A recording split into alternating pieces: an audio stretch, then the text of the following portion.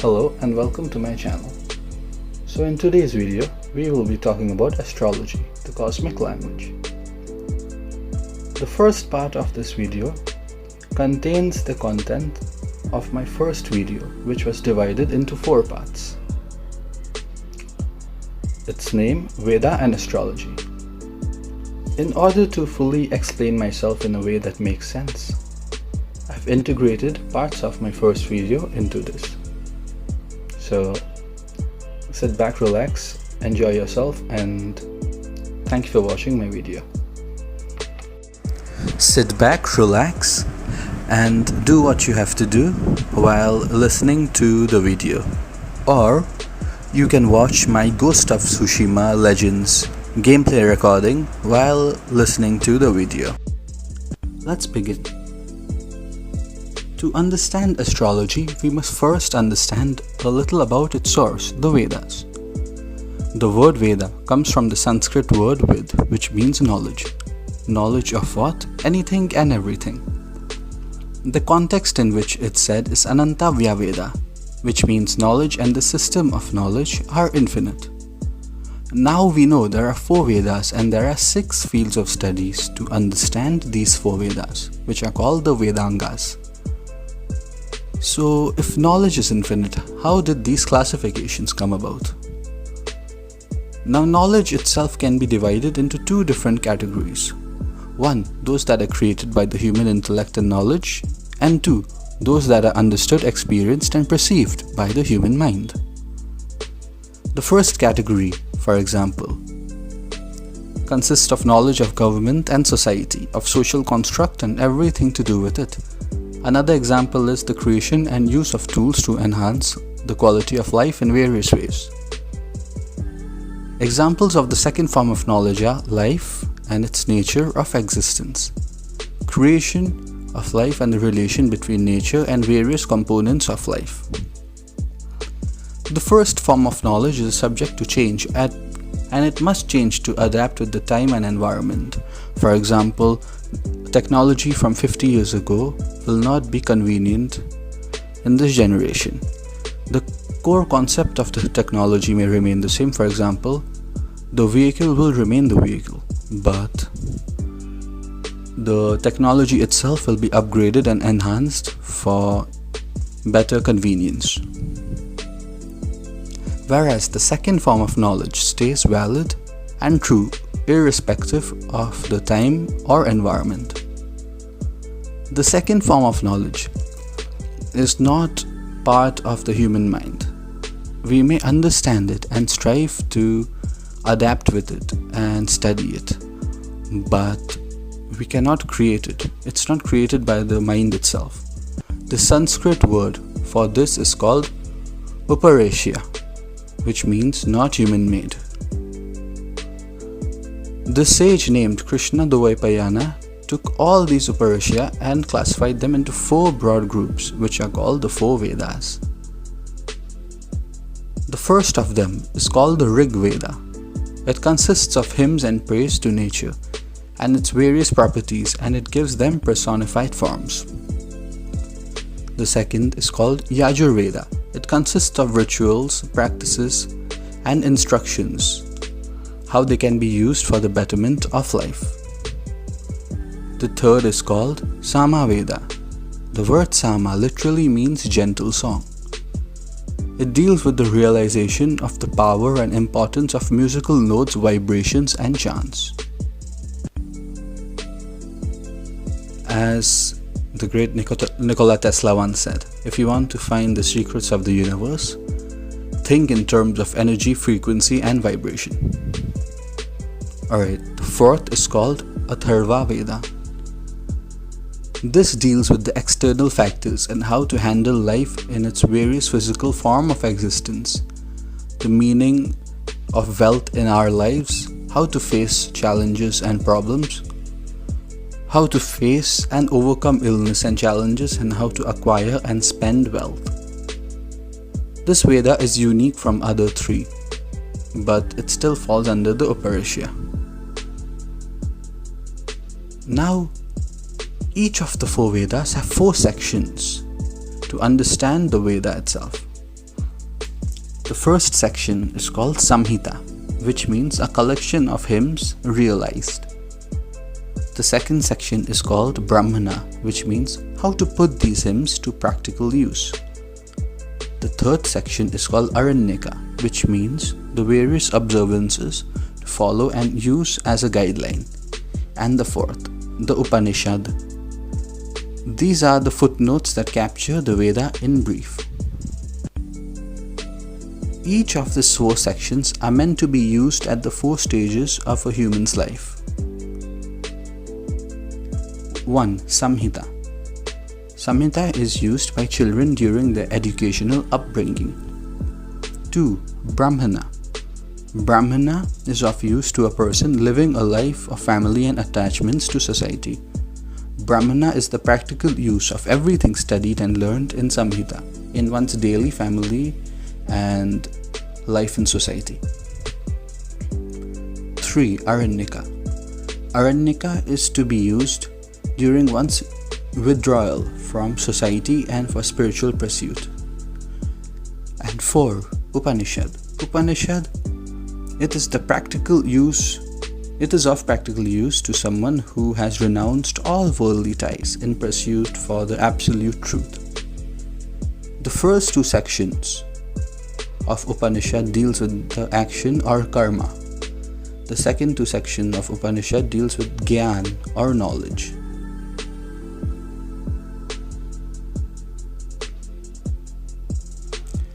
There have been many in-depth studies diving deep into the Vedas and subdividing them into many more parts and subjects of studies and knowledge. But we went through the basics and the core understanding of the Vedas. Each Veda has a system of knowledge, which is created by the study of the specific Veda itself. For example, Ayurveda is the study of life itself, which originates from Rig Veda. Dhanurveda is the study of warfare, which originates from Yajurveda. Gandhaveda, the study of dance, music, aesthetic and the beauty of life originates from Samaveda. And Arthashastra, the study of wealth and prosperity, originates from Atharva Veda. Finally, there are various methods to understand and study these Vedas. These are called the Vedangas.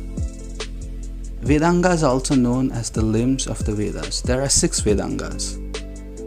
Shiksha, which are the phonetics. Kalpa, which is the Vedic action and practice. Vyakarna, which is the grammar. Nirukta, which is the etymology. Chandas, which are the metrics. And Jyotish, which is astrology, astronomy, and the study of celestial lights. Now the thing is, in the Eastern culture or in Sanatan Dharma or even in the Vedas, there's nothing called astrology or astronomy. Like, these words don't exist. Jyotish basically means to study and understand the celestial lights. Now, what are the celestial lights? There are, well, the celestial lights, like, it's basically referring to astrology and astronomy. But the thing is, astrology and astronomy were part of the same subject. Like, right now in this generation, we have divided it like astrology something else, astronomy something else. But in those times, they were studied as the same thing. Like, astrology and astronomy went hand in hand. So, to sum it all up, the studying, understanding and internalizing of the Vedas and all its various divisions and subdivisions is a pursuit of a lifetime. Astrology isn't just about the 12 signs of the horoscope. It is a very varied subject and it's extremely vast, and no one person can easily, know or learn it all. As I mentioned before, the literal meaning of the word Veda is knowledge. Knowledge of what? Everything and anything. As well as the term Ananta Veda, which again means knowledge, and the system of knowledge infinite. So basically, astrology keeps expanding. The more you go into it, the more you learn about it, the more you experiment with it and try to experience it, the more it's going to evolve and the more connections it's going to make, and the more deeper into the rabbit hole you're going to go. astrology as a whole, is very vast. So, like, we still don't understand the full potential of the subject yet. But the little we do know has proven itself to be very useful and helpful to people. In this generation, it is way more easier to, go into and study the subject and learn the basics of the subject, because in the olden days, all these calculations and everything about, this astrology and astronomy were done with the minds. So, like, the calculations, they were very precise, but that would take a lot of effort and a lot of time to do. But right now, with the computers and calculators and like a lot of stuff and a lot of information and knowledge online, you can learn a lot about the basics of astrology and build from there. Anyway, moving on, astrology in general has been portrayed wrongly for a very long time, and there have been many people misusing it for many selfish reasons. And the biggest reason people misuse it is the vast majority, the mass public, don't know much about astrology. Many of them believe in it, many of them don't believe in it. But the problem is, most of them don't really understand it or want to go too much into it. So that's why it's very easy for people to fake and, like, lie to people and cheat other people. So yeah, a lot of people do make a lot of money cheating other people and lying to them about astrology. Anyway, moving on. The subject itself isn't compulsory, as a day passes the same for someone following or not following it. We don't need it if we don't want it. The study itself already exists, partly because not every person has clear understanding or idea about themselves. Astrology basically serves as a guideline for, like, in basic terms, astrology serves as a guideline for someone who wants it. Yes, we do create our own lives, and yes, all our actions and choices create our own futures. And we have our own consciousness and are responsible for our own lives. But not everyone has a clear idea of who they are or what they want. Thus, most of their actions, or most of our actions and choices, are subconsciously made, somewhat like an autopilot. As a result, we don't really live up to our full potentials. Thus, we naturally miss out on many things in our lives without even realizing it. Astrology can be looked at from various individual perspectives and studies in various different ways, physically, spiritually, psychologically, or even in any number of ways depending on the individual themselves. But the most simple and efficient way to look at astrology is to look at it like a guideline and to understand the pros and cons of our own lives and all its choices and actions, thus it being used by ourselves for our own self-betterment. As I mentioned earlier, a day passes the same, someone following or not following it. You don't need astrology if you don't like it, or you don't trust it, or you want nothing to do with it in general. It's all a matter of perspective. Life itself is influenced by many factors. And when we aren't aware of it or are too lazy to create our own lives, these influences take over and dictate our lives. There are many people who have so much self-confidence and willpower that they find success no matter what through their own actions and choices. The influences don't affect them much, but for the rest of us, it's not easy to have an unrelenting will or goal. We falter and slack off. That's when these subconscious influences take over. A big part of astrology is psychology, but that's not as important as these influences. People say since it is not physical, it cannot be proven. That is a very weak argument. Karma is non-physical. Does karma not exist? The influence of negative and positive energy and even vibration is non-physical. Does the influence of energy not exist? The law of the universe dictates balance.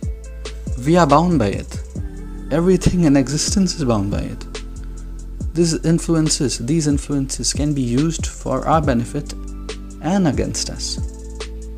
As the great Da Vinci once said, everything is connected, not just metaphorically, but literally.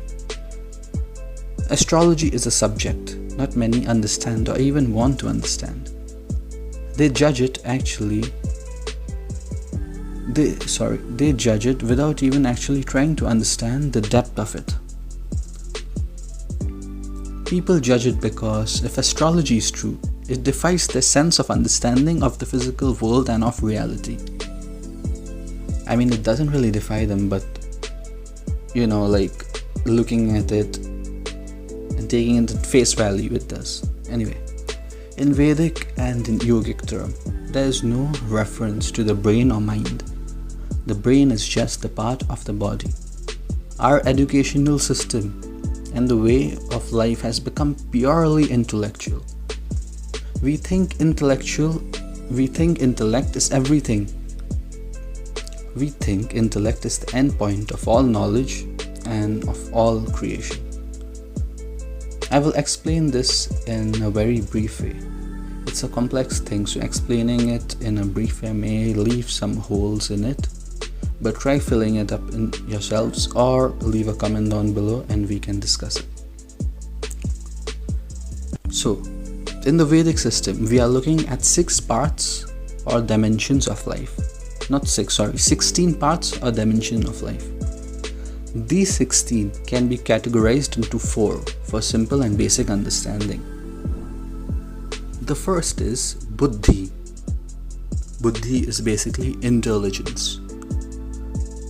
The nature of intellect is to dissect, to analyze, and understand what is in front of it. To understand, innovate, and physically evolve all that is physical. That is the role and the only role of intelligence. The only thing you can analyze by intellect are the material aspects of life. You cannot understand anything beyond the physical realm through dissection. Intelligence is there to analyze and understand the physicality of existence. It cannot create new knowledge. Just analyze what already exists. You know how life works through intelligence, but you will not know life itself. I'm referencing Sadhguru and a lot of his words because he speaks very well, and by referencing his words, it's more helpful for me to explain myself. Moving on.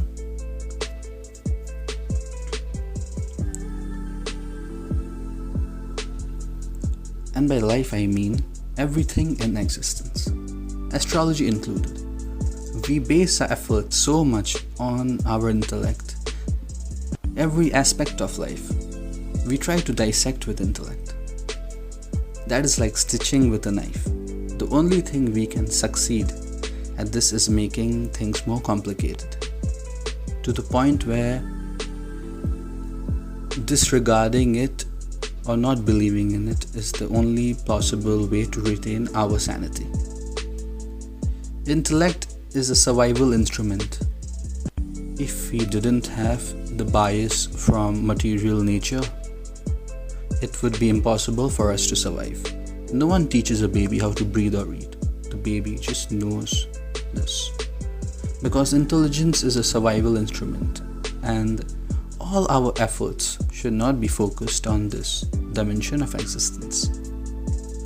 And trying to understand astrology with only a base intelligence and making up philosophy on what we understand about it only convolutes the subject, keeping us in the dark as always. Intelligence is the accumulation of a certain amount of memory, Each cell in our bodies is filled with it. We, as a living entity, are an accumulation of memory. If we wipe out this memory, we have nothing left. Intelligence is important only in the material and the physical existence of life. Anything beyond that, intelligence cannot analyze and will only convolute it more. The second dimension of existence is called ahankara, meaning identity.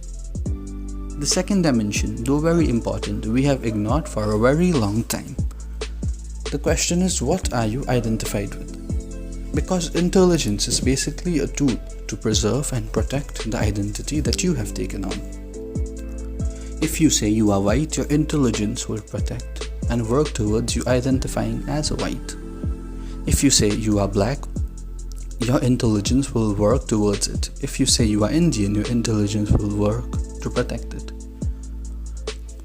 True emotions rise to protect your identity when it is challenged. A good example of the psychological phenomenon is India and Pakistan. India and Pakistan were one nation called Bharat. But after the partition, the country was divided into two, later on three. And new emotions were created. People who identified as Indians subconsciously drifted towards identifying as Pakistanis. And the identity itself created and maintained a new nation with new identities.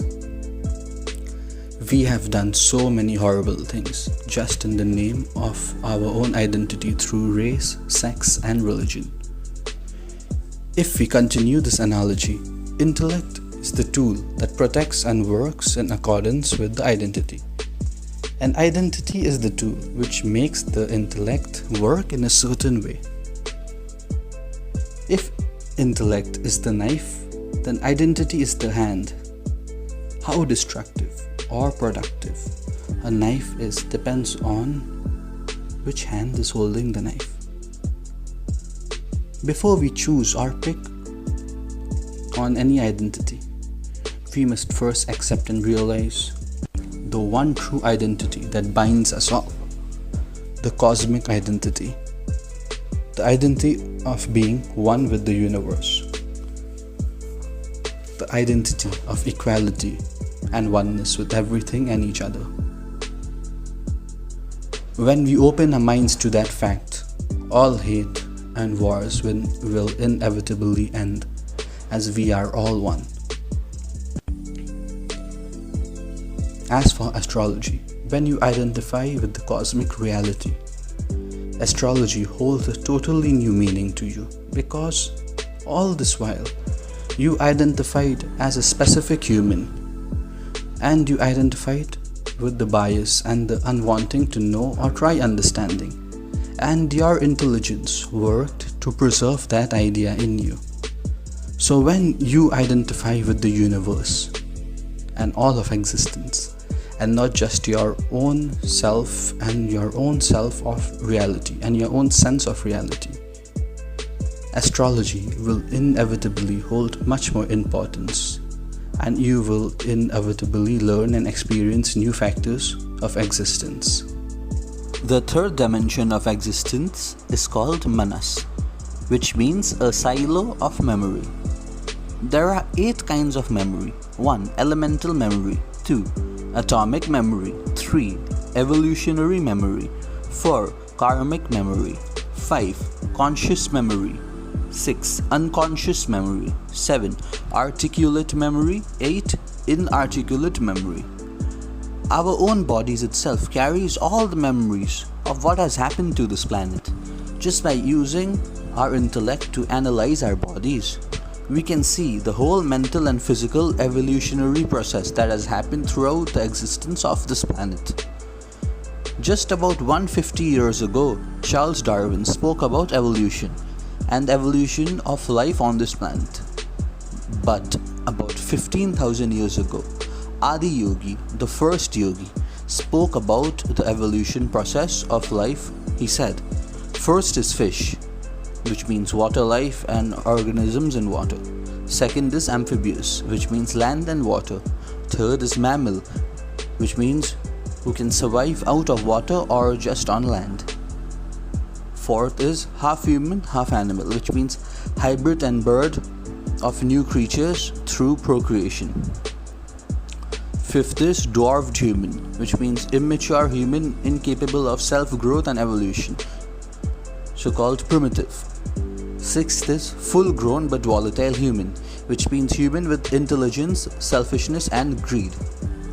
Seventh is peaceful human, which means human with the intelligence to grow and evolve through codependency on others. Eighth is loving human, which means human striving for world peace, equality and oneness among all life. Ninth is meditative human, which means humans such as sages and great monks devoting their whole lives seeking the truth of all existence. 10th is mystic human, which means the human who has achieved enlightenment. This is not one person's story. This is the evolutionary process of this planet. This was said 15,000 years ago, or about that much time. Not just by looking into a microscope or anything, but by looking inward. The Vedic system, among many things, is focused on how to activate and incorporate different dimensions of memory in our lives. With limited amount of memory, we are bound to act in immature ways, hence the term ignorance is bliss. So it is important that if intelligence is super high, then identity must be cosmic and the memory should be focused on understanding the unknown and the dimensions of life. So for astrology, if only intelligence is high and the rest, identity and memory, minimalistic, then you are bound to be ignorant to any possible existence beyond your own intelligence, because for you, anything you do not get or understand must not truly exist. The fourth dimension of life is called Chitta. Chitta means intelligence, unsullied by memory or identity, pure, unrelenting intelligence. You must understand, all our knowledge and experience is based on a memory. From the color of our skin to our race, nation, sex, gender, whether I'm human or something else, be it anything or everything, is just a question of memory. Memory has tremendous power and possibility, but memory also has a boundary. What is you and what is me is only divided by the difference in our memories. You are made of your memories and I am by mine, mentally, physically and atomically. Memory is in all things and is the creative factor of most things. Memory creates a pattern.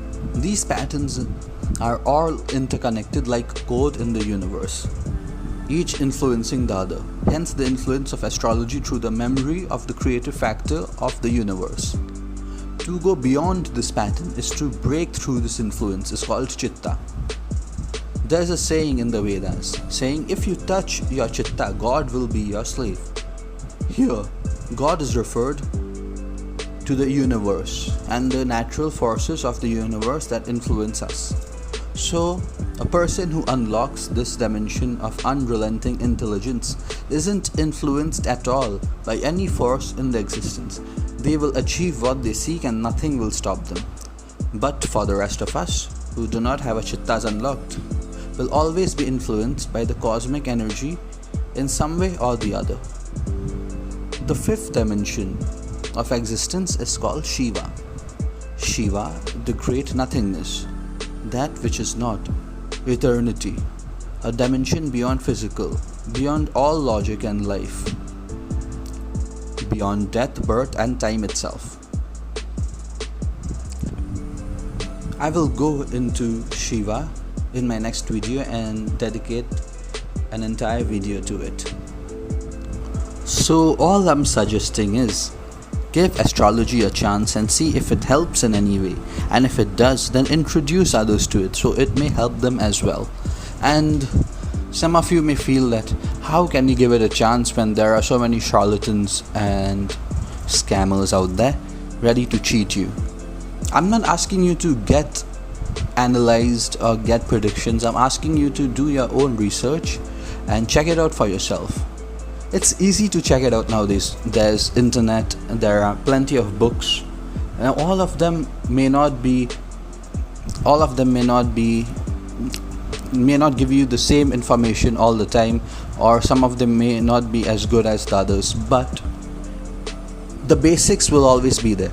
The Vedic astrology, the basics will always be there, and you can develop it from there. If you're interested, you can go more deeper into it, and you're just doing some research, so there's really no harm of really getting into it. So once again, thank you all, and yeah, just try giving it a try. Well, I hope you all enjoyed yourselves, and in my next video we will be talking about the planets in Vedic astrology and how they influence us.